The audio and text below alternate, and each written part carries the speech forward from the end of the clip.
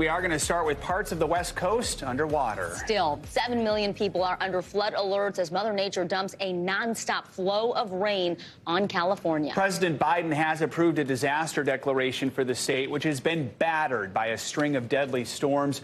Over the weekend, some areas saw up to 4 inches of rain on top of the 9 inches that has drenched California in recent weeks. We have NBC News meteorologist Bill Karen standing by with a look at the forecast. But first, we're going to head over to NBC News correspondent Dana Griffin, who is standing by in Northern California by the coast there in Capitola.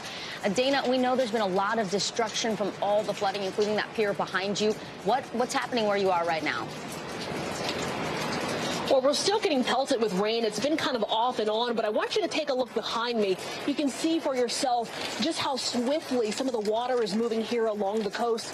And you mentioned in the distance that wharf a couple of weeks ago, these 20-foot-plus waves took out this huge chunk, and a lot of that debris has washed ashore here. You can see some of it on the ground as we kind of pull up here.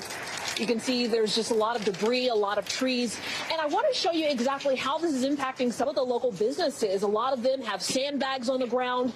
They have boarded up because it is just not safe for businesses to be operating right now. A lot of the windows have been broken. And I'm not sure if you've ever eaten here at Zelda's. It's like a really well-known restaurant here.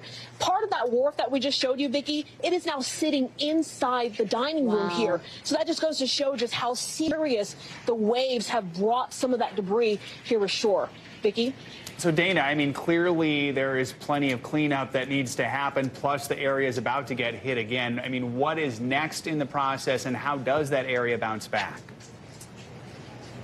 Well, Joe, we've seen a lot of people here already. We saw a crew earlier this morning. They were cleaning up. There was mud in some of these restaurants. They've got a big metal container here that has a lot of wood and debris that they've been piling here. They've got a wheelbarrow and a lot of different buckets and trash bins to try to start this process. But a lot of that is going to be contingent upon this drying out. And that's what people are looking forward to after this last wave of severe weather rolls through. The rest of January is expected to be mostly dry, which is great so that communities like this can start to rebuild.